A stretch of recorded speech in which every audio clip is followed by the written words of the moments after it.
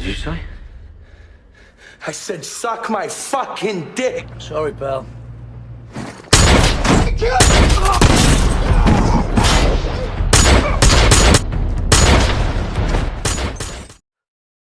Halo bubuhan kakawanan yang ketujuh mengucuk di saat hari hujan-hujan dan yang selalu menghayalakan apamnya Acil Siti. Daripada melakukan hal-hal nang kada kakaruan, lebih baik kalian menonton alur cerita film dari saya. Kali ini saya akan menceritakan kisah tentang pembalasan dendam seorang bos perampok dengan menyamar menjadi anggota tim Parteko atau jasa pengantar uang. Tanpa berlama-lama langsung saja miringkan HP dan siapkan code Braille Anda karena kita akan masuk ke intro.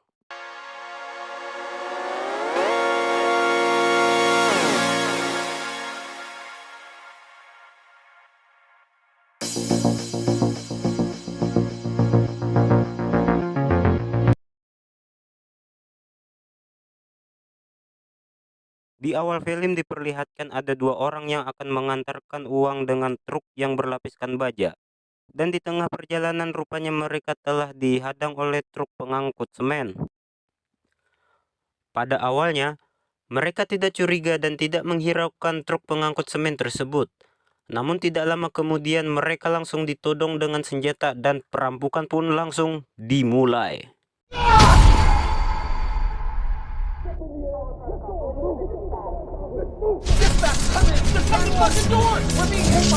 Dalam perampokan tersebut, mereka berhasil membunuh dua orang petugas dan satu orang warga sipil.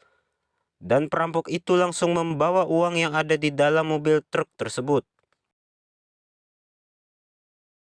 Setelah insiden perampokan tersebut, kini kita diperlihatkan seorang pria yang melamar kerja di perusahaan Parteko. Perusahaan ini bergerak sebagai jasa pengangkut dan penjemputan uang. Pria tersebut bernama Patrick Hale. Kita sebut saja dengan nama Hale. Dan di situ juga terlihat ada seorang pria yang merupakan pimpinan di perusahaan tersebut yang bernama Terry. Kemudian Hale diperkenalkan dengan seorang karyawan yang bernama Ballet dan sekaligus orang yang akan menjadi pembimbing bagi Hale. Sebelum memulai kerja, Hale harus terlebih dahulu diberikan tes dengan hasil nilai minimal 70% dari semua tes yang akan diberikan padanya.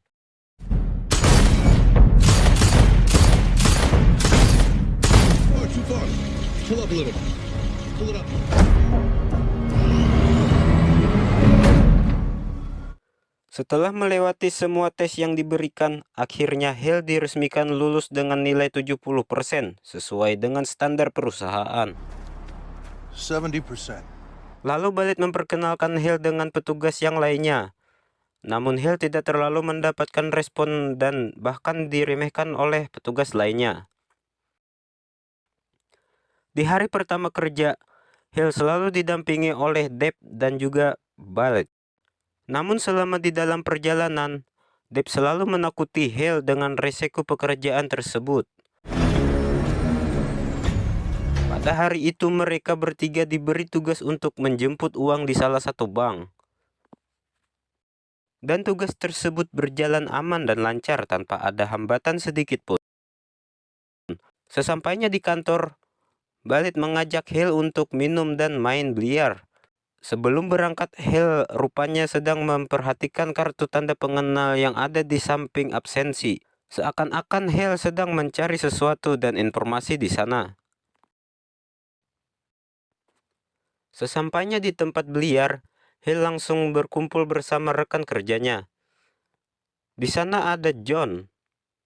John adalah mantan pegawai yang pernah bekerja di perusahaan yang sama dan kini posisinya digantikan oleh Hale. Di sana hampir terlibat perkelahian. Namun Hale dapat menghadapi John dengan tenang. Pada keesokan harinya, mereka bertiga mendapatkan tugas ke pelabuhan untuk mengantarkan uang. Sesampainya di pelabuhan terlihat Hale dan Deb sedang menunggu di mobil, sedangkan Ballet turun untuk mengantarkan uang tersebut. Setelah lama menunggu, rupanya Ballet telah disandra oleh para perampok yang ada di dalam kapal. Dan Deb pun diancam oleh perampok apabila tidak menuruti perintah dari mereka. Mendengar ancaman tersebut, rupanya Dave mulai panik dan Hale berusaha untuk menenangkannya. Di dalam kepanikan, Dave mengatakan untuk meninggalkan Ballet karena di dalam mobil mereka masih ada uang yang harus diselamatkan sebesar 2,5 juta dolar. Tentu saja, Hale tidak sependapat dengan keputusan Dave. Dan Hale mengatakan tidak boleh meninggalkan Ballet sendirian karena dia adalah rekan kerja mereka. Dan akhirnya mereka berdua pun menuruti perintah perampok demi keselamatan Ballet. Setelah sampai di sana, mereka diperintahkan untuk memindahkan uang di dalam mobil ke milik mobil perampok tersebut. Dan di situ dengan sengaja Hale melemparkan uang ke samping mobil dengan tujuan agar si perampok keluar dari dalam mobil untuk mengambilnya. Setelah perampok keluar dari mobil, tiba-tiba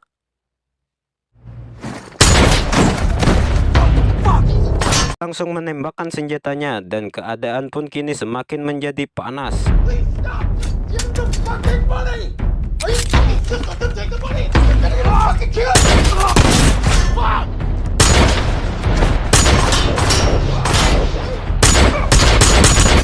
Dengan cepat Hale membunuh semua perampok tersebut dengan menembak pas di tepat sasaran. Dick! Suck your own dick.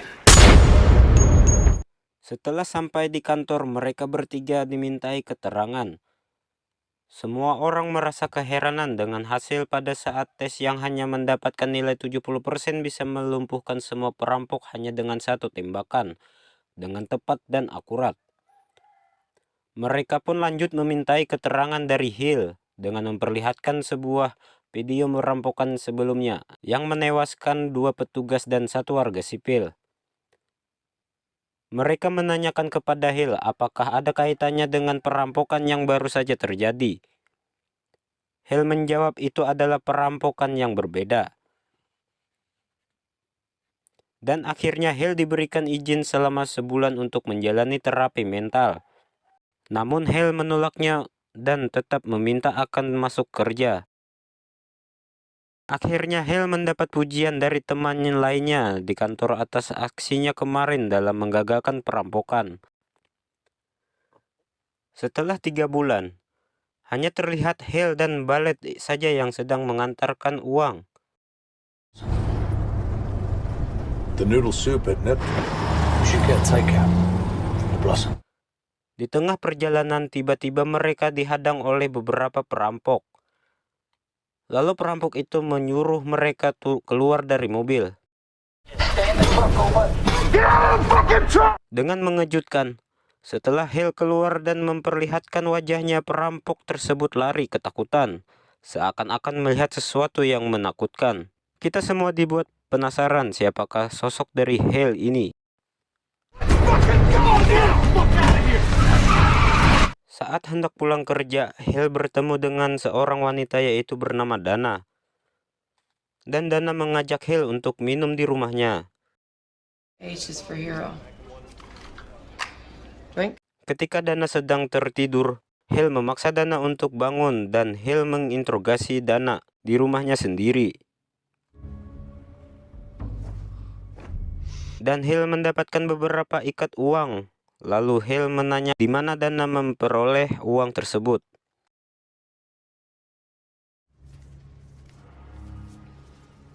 Dengan sedikit ancaman akhirnya Dana mengaku bahwa uang tersebut adalah uang yang dia curi dari bukti perampokan yang dia curi sebelumnya.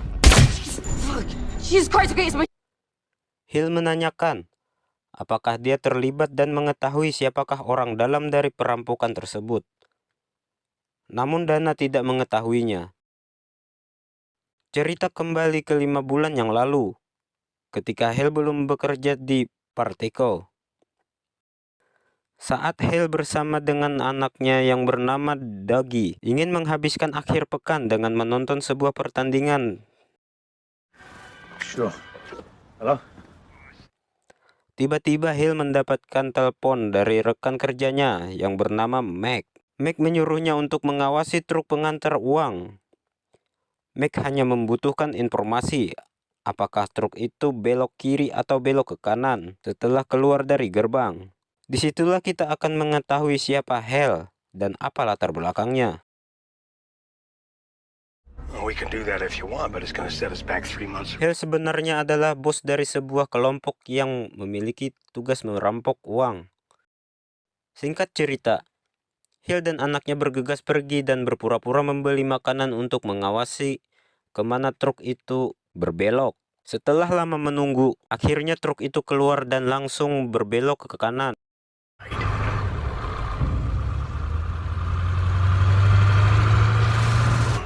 As if that truck is turning left or right. Awalnya truk itu akan dirampok oleh kelompok Hale.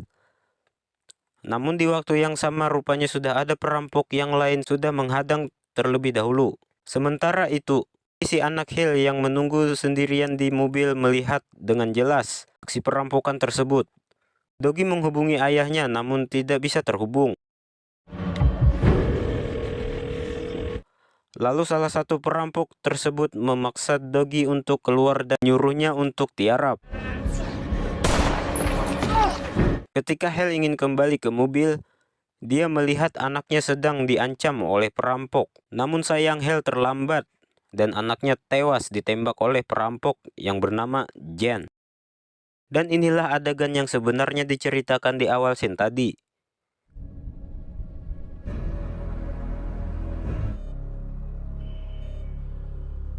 Tiga minggu kemudian, Hale yang juga kena beberapa luka tembak akhirnya sadar dari komanya. Di situ Hale tidak bisa menerima kenyataan bahwa anaknya tersayang telah tiada. Dan istri Hale pun juga menyalahkan Hale atas kematian anaknya. Cold cunt.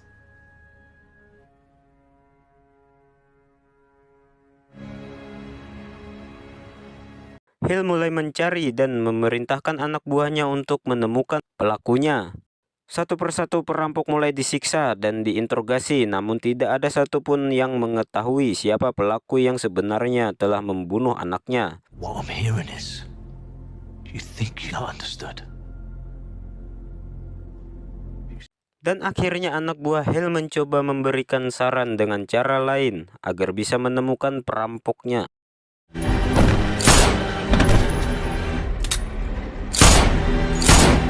Akhirnya Hale merubah identitasnya.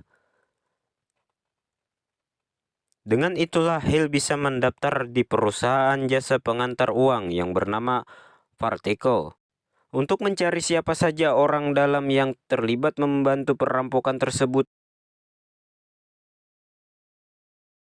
Anyone else? Nah. Kini diperlihatkan di tempat lain. Ada kelompok perampok lain yang dipimpin oleh Jackson dan salah satu anak buahnya yang bernama Jen. Fakta yang sebenarnya, Jen inilah yang telah membunuh anaknya. Kemudian mereka terus melancarkan aksinya dengan merampok truk pengangkut uang. Well, it's a lot more profitable than killing Arabs. Bump. It's another truck. More work. But with a significant... Dan kali ini mereka mendapat hasil yang sangat besar. Dan di hari selanjutnya, Jack akan merampok dengan jumlah hasil yang sangat besar lagi. Tentunya Jack sangat yakin dengan rencana tersebut karena Jack mempunyai orang dalam. Singkat cerita, Balit dan Hale berangkat mengantarkan uang ke salah satu kasino. Di dalam perjalanan pulang, Balit menawarkan sesuatu kepada Hale untuk ikut bekerja sama dengan perampok untuk melancarkan aksinya. Balit menceritakan bahwa hari ini dia akan merampok di perusahaan dia bekerja.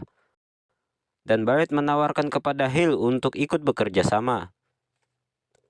Tanpa banyak pikir, Hale pun menyetujuinya. Karena dengan cara itulah dia bisa tahu siapa orang yang telah membunuh anaknya. Singkat cerita, Hale dan Balit menjemput para perampok dan membawa para perampok dengan truk agar mudah menerobos ke dalam perusahaan tanpa ketahuan.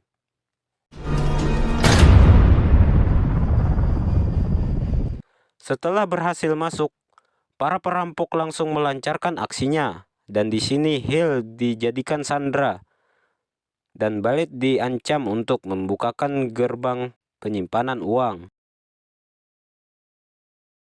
Para petugas itu pun menolak untuk membukakan gerbang dan memberikan perlawanan kepada perampok tersebut. Disinilah adu tembak pun terjadi.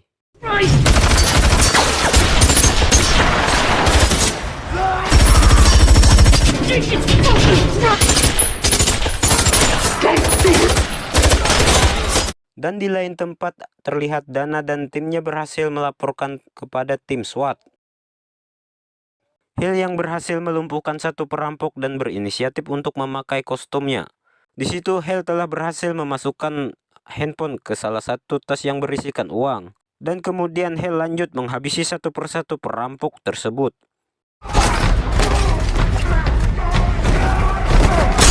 I'm not gonna hurt you.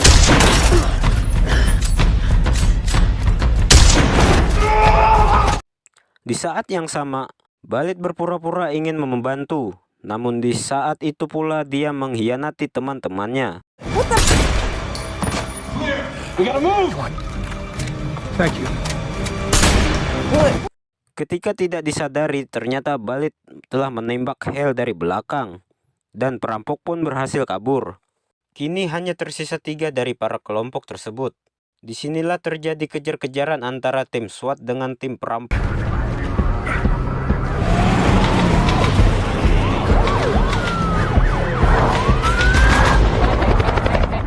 Sementara Jack yang tidak bisa berbuat apa-apa harus tewas terbunuh oleh Jen. Dan di tengah perjalanan, Bullet ingin mencoba membunuh Jen. Namun sayangnya Jen terlebih dahulu membunuhnya.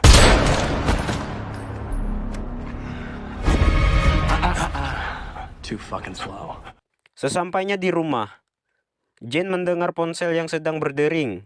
Jen mengira itu salah satu ponselnya yang berdering. Namun setelah dicek, ternyata itu adalah ponsel yang sempat ditaruh oleh Hill di dalam tas yang berisikan uang.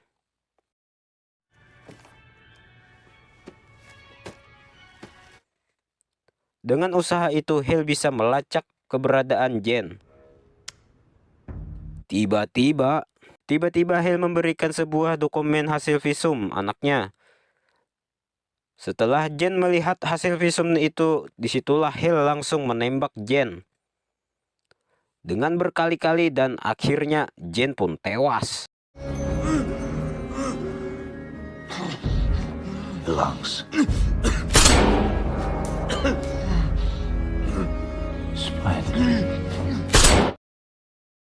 Oke para sarjana, itulah tadi akhir balas dendam seorang ayah untuk anaknya.